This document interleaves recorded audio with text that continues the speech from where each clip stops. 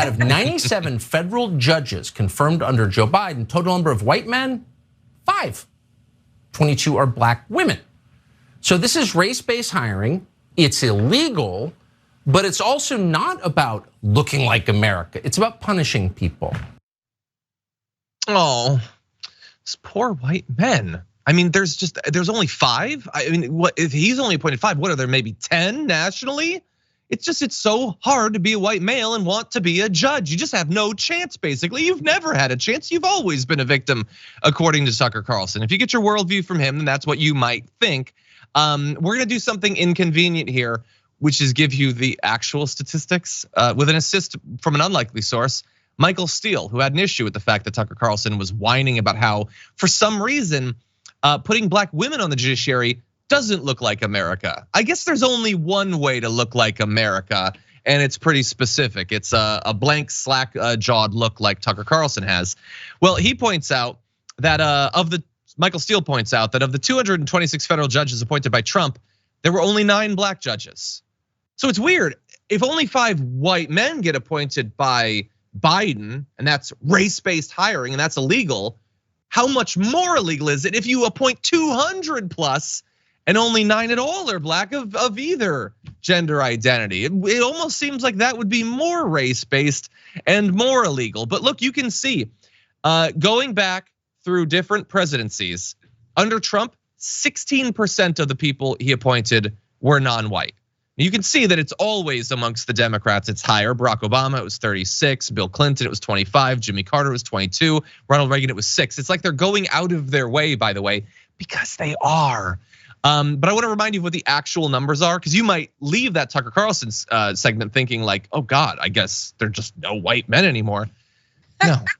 Of the federal judges, Ida, 76% are white. Of course they are. 5.5% are black. This is after this. This is after what Biden has done, which is good. By the way, you want to see it over time? Take a look at this chart. No, we're gonna move ahead to graphic 4. Take a look at this chart and the precipitous fall of the percentage that are white. You can barely see it. So Biden has done a good thing here. He's appointed many judges, which is good. They've been more racially, ethnically diverse, which is not the only sort of diversity that we need on the bench. I would like some ideological diversity as well. And under Biden, that is definitely suspect. But anyway, Ida, the idea that this is like unfair and now it's just all black and brown on the judiciary is so ridiculous.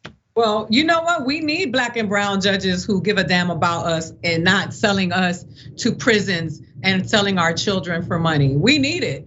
And listen, if you are a white man and you are mediocre, that is not black women's fault. That is 100% true.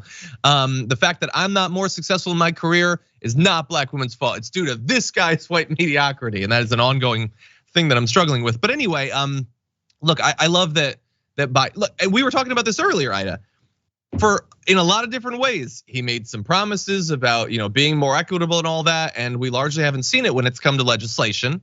But thankfully, at least in these appointments, you see a little bit more of a commitment to that. I think more could still be done, but at least you see some recognition there, I suppose. Yeah, I'm just tired of people with this going on with this talking point. In comedy, in order to get a TV show, you have to be a person of color. In order to be a showrunner, and then you look up all the showrunners, and 98% of them are white men. It's like, and that every industry that you look into, it's the same thing. So when we hear this foolishness, this is damn foolishness, and it is exhausting. Where have all the white men gone? Nowhere. They're still there. They're still in power. You are on television talking about it and reaching how many households, making how much money? How many women do you know that are doing that? How many women of color do you know that are doing that? How many black women do you know that are doing that? Shut up. That is the message I would send to him. Shut up.